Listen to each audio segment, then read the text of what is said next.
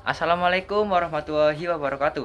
Selamat pagi dan yang terhormat, rekan-rekan dari tim Kontra, serta para hadirin yang sedang menyaksikan debat pada hari ini. Sebelumnya, izin memperkenalkan diri, saya Sikri Firdaus Mahes sebagai pembicara pertama dari tim Pro. Dunia saat ini sedang berada di ambang krisis eksistensial. Kita melihat ketimaan akses terhadap air bersih di Afrika.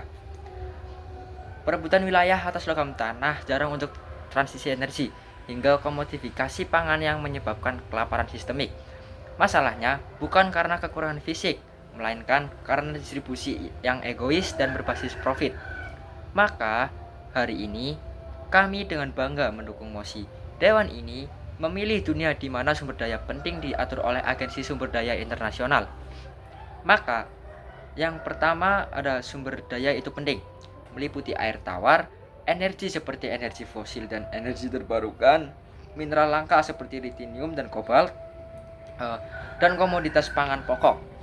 Yang kedua, Agensi Sumber Daya Internasional atau ASDI, sebuah badan supranasional di bawah naungan PBB dengan mandat mengelola distribusi, menetapkan kuota global, dan memastikan aksesibilitas tanpa hambatan politik atau sengketa wilayah.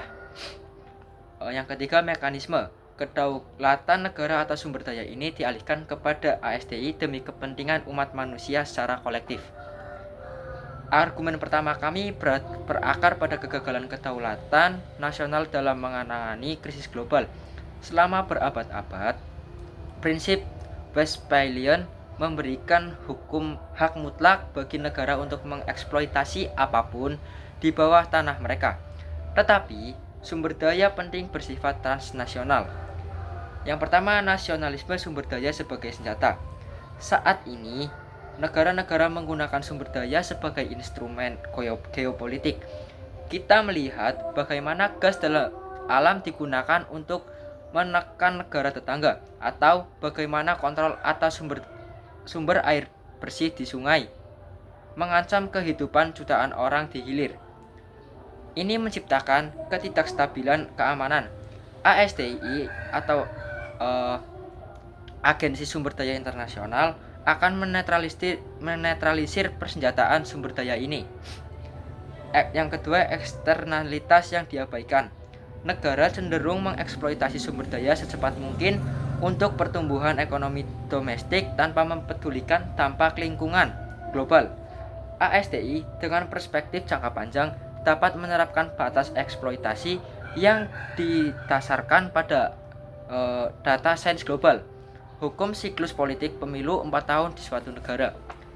Argumen kedua ini menitik beratkan pada moralitas distribusi. Mengapa sebuah anak di wilayah tandus harus meninggal karena haus hanya karena ia lahir di koordinat bumi yang salah? Yang pertama, menghapus monopoli pasar. Saat ini, pasar menentukan siapa yang mendapat sumber daya. Akibatnya, negara kaya menimbun pasokan sementara negara berkembang menderita. ASDI akan beroperasi berdasarkan skala kebutuhan. Mineral untuk teknologi hijau tidak akan hanya mengalir ke negara maju, tetapi didistribusikan secara adil untuk memastikan seluruh dunia bisa melakukan transisi iklim secara serentak. Stabilisasi harga global. Spekulasi komoditas seringkali menyebabkan lonjakan harga pangan yang tidak masuk akal. Dengan pengelolaan terpusat, ASDI dapat memutuskan rantai spekulan dan memastikan harga sumber daya penting tetap berjangkau bagi negara-negara berpendapatan rendah. Yang ketiga, hak asasi manusia di atas profit. Kita menggeser status sumber daya dari komoditas dagang menjadi hak asasi manusia. ASDI memastikan bahwa akses terhadap air dan pangan tidak tergantung pada kemampuan membayar suatu negara, melainkan pada pemenuhan standar hidup minimum yang ditetapkan secara internasional. Argumen ketiga kami yaitu berkaitan dengan stabilitas dunia. Sejarah mencatat bahwa mayoritas konflik besar dipicu oleh perbuatan akses sumber daya. Yang pertama, pencegahan perang sumber daya. Dengan menyerahkan pengaturan kepada lembaga internasional, titik konflik di Laut Cina Selatan atau Sungai Nil akan kehilangan alasan utamanya, Jika tidak ada negara yang secara eksklusif memiliki sumber daya tersebut, maka motivasi untuk invasi militer akan hilang. Yang kedua, optimalisasi riset dan teknologi. Di bawah ASDI, penelitian tentang cara mengekstraksi sumber daya secara ramah lingkungan dapat dibagikan secara kolektif. Tidak ada lagi rahasia dagang atau paten yang menghalangi negara miskin untuk menggunakan teknologi pemurnian air atau energi bersih.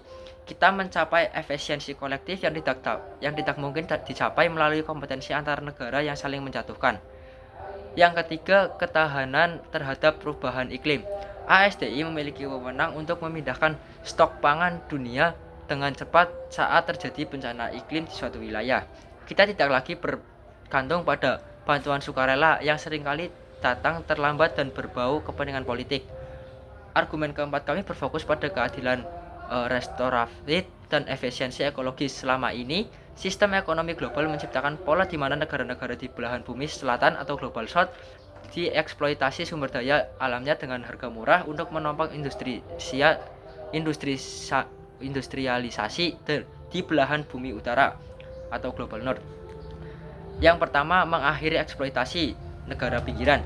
Dalam sistem saat ini, negara berkembang seringkali terjebak dalam tekanan utang atau perjanjian dagang yang tidak adil, memaksa mereka mengeruk sumber daya alam seperti hutan dan tambang secara ugal-ugalan demi membayar bunga utang. Dengan ASDI, sumber daya ini tidak lagi menjadi aset yang bisa disandra oleh koperasi multinasional atau tekanan utang bilateral. ASDI akan mengatur ekstraksi berdasarkan kapasitas rekreasi alam, bukan berdasarkan tekanan neraca pembayaran negara. Dan juri yang terhormat, dunia yang kita tinggalkan hari ini adalah dunia yang terfragmentasi, di mana keserakahan suatu negara menjadi penderitaan bagi negara lain. Dengan mendukung mosi pada hari ini, kita memilih dunia yang lebih adil dan stabil dan berkelanjutan. Kita memilih untuk melihat bumi sebagai satu kesatuan rumah tangga di mana sumber dayanya diatur demi kelangsungan hidup anak cucu kita, bukan demi keuntungan jangka pendek penguasa. Oleh karena itu, kami dari Tim Pro tetap mendukung mosi pada hari ini. Terima kasih. Wassalamualaikum warahmatullahi wabarakatuh.